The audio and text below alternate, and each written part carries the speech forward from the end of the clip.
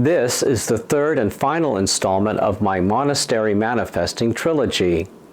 In the previous two videos, I described how events and experiences in the lives of both my poor Claire friend and I manifested what the outside world would experience in the years that followed. In the first video, I described how life in the monastery of my poor Claire friend during the 1950s anticipated Vatican II in the 1960s. In the same video, I recounted how a cult-like reactionary mentality overtook the same monastery in the 1980s, and how this occurrence served as a forecast of the harmful spirit of division and hatred that would fuel various reactionary movements in Catholicism and politics in the United States. In both the first and second videos, I described my own journey through two dark periods following the profession of my Canon 603 hermit vows spanning the past 14 or 15 years.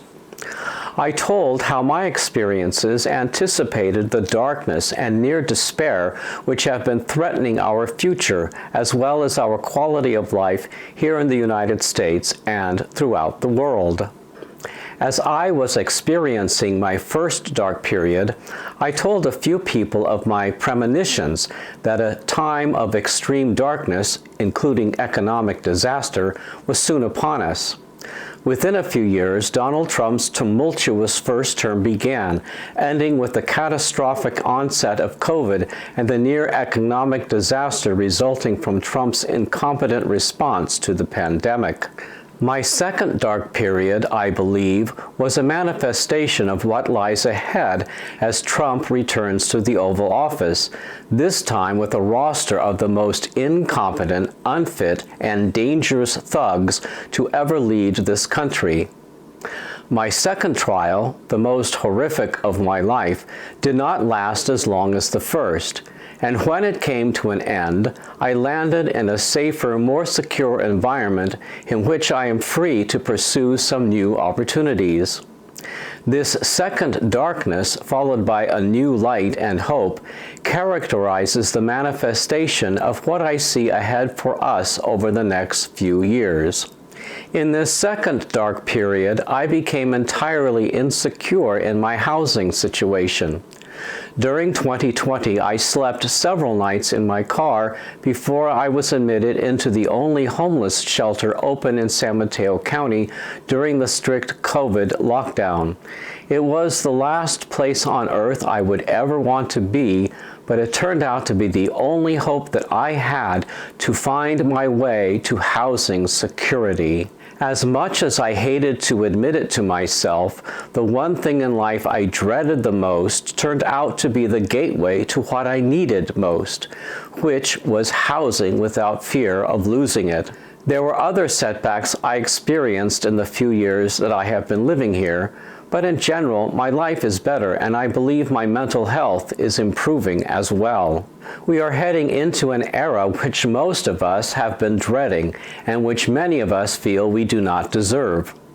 I'm not going to sugarcoat anything that lies before us. The 2024 election did not deliver the results which we had hoped. The 47th President of the United States is the first convicted felon in U.S. history to be elected, a 34-time felon who spearheaded a violent insurrection 4 years ago. As if this were not enough, we fear the implementation of a dystopian plan known as Project 2025. This outcome has plunged many of us into a hopeless sense of doom and darkness.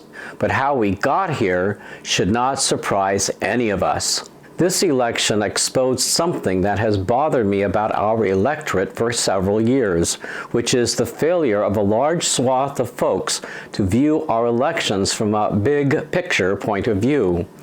Too many people vote their emotions based on the buzz in their local social groups, at the coffee shop, the local bar, church groups, work groups, etc. A lot of people tune out the news and do not pay much attention to what is going on in federal or state government and how it affects them long term.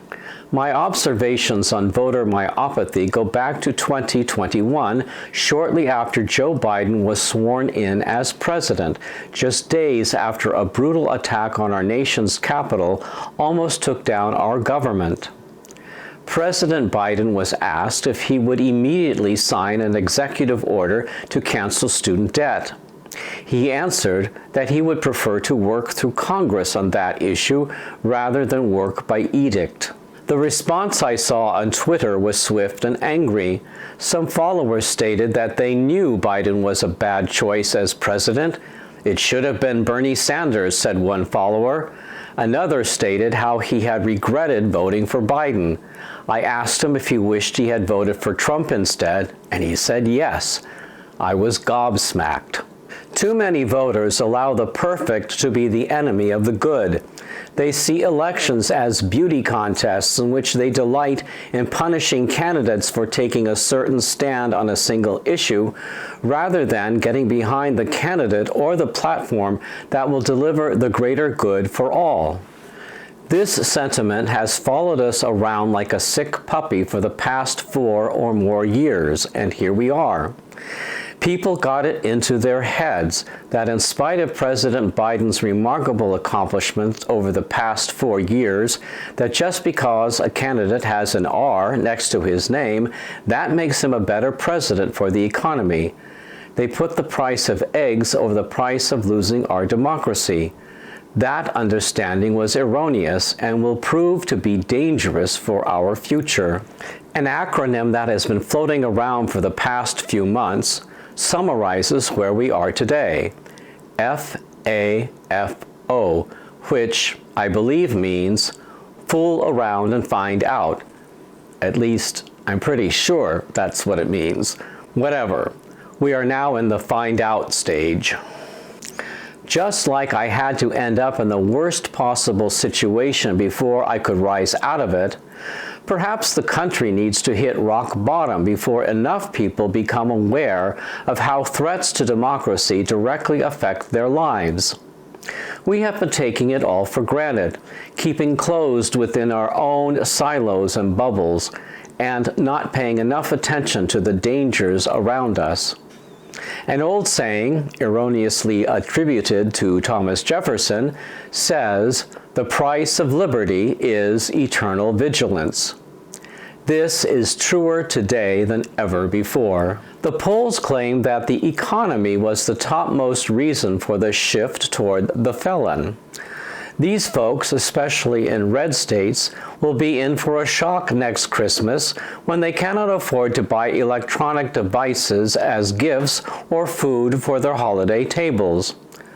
Whether President Felon succeeds in levying tariffs or carrying off mass deportations may not matter so much if fears of him doing so are enough reasons to create instability in the economy. Even if RFK Jr. is not successful in banning vaccines, the growth in an anti-vax attitude may be sufficient to scare parents off from vaccinating their children, allowing for the increase in cases of measles and the re-emergence of polio. Mass shootings will become more and more prevalent in red states, and President Felon will be unable to show an ounce of empathy for the suffering parents.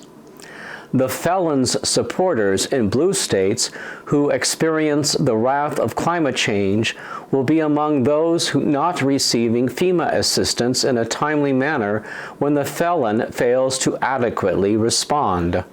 It may be hell on most of us, but I believe that those of us living in solidly blue states like California will be better off than the red states who keep voting red regardless of who the person is. I recognize that the 30% of voters who represent the MAGA cult will never be convinced to give up their insane conspiracy theories and fallacious beliefs about science, education, and American institutions. It will be the voters who either held their noses and voted for the felon, as well as those voters who chose to sit out the last election out of apathy, who most need the wake-up call and come to realize how notoriously stupid were the choices they made. I still insist that there are a lot of reasons to hold on to hope, but the burden of bringing sanity back to our country is going to be on us, we the people. One big reason for hope is that this election was not a mandate as the MAGAs would have us believe. The felon won by a very slim margin, and the MAGA's hold on both houses of Congress is precariously narrow, a margin that will easily be lost in 2026. The second reason for hope is that the felon's lifespan is a ticking time bomb. His mental state grows weaker by the second, and his steady diet of McDonald's is bound to catch up with him. He is a stroke victim waiting to happen. I do not fear J.D. Vance taking over because he has the charisma of an empty mayonnaise jar and will be no match for a largely blue majority in the Congress starting in 2027. Stephen Miller, Steve Bannon, and the other King's men will be unable to replace the con man felon. MAGA craziness will morph into other forms, but disintegrate into various factions, impotent without dear leader. As far as the felon's cabinet of thugs, yes, there will be some horror shows to endure, but they are a confederacy of dunces, completely under the spell of their even more incompetent leader. Many of them are in over their heads, taking charge of huge organizations of people who have been faithfully doing their jobs and preparing for this day for a long time. It will be like an inexperienced substitute teacher appearing before a classroom of crafty kids who easily convince the sub that their regular teacher doesn't give homework on days ending in Y. The people at the top of these organizations may be incompetent Trump toadies, but those further down are not. The continuation of our republic democracy will depend on regular working folks down in the trenches. Our future will rely upon individuals stepping up when necessary, following in the footsteps of those who defended the Capitol on January 6, 2021, such as Harry Dunn, Michael Fanone, Aquino Ganell, and Eugene Goodman, and Daniel Hodges. And let us not forget the brave women who did the right thing in the end, such as Alyssa Farah Griffin, Cassidy Hutchinson, and Sarah Matthews. Just as present generations look back on the heroism of normal folks who answered the call to fight on the battlefield, those who marched and protested for civil rights, and those who risked their lives to save democracy back in 2021, so future generations are relying on us to stand up to fascism and hatred today. Each of us has a legacy to leave for future generations. What will we tell our children and grandchildren we did to keep this great experiment alive? If you can't fly, run. If you can't run, walk. If you can't walk, crawl, but by all means, keep moving.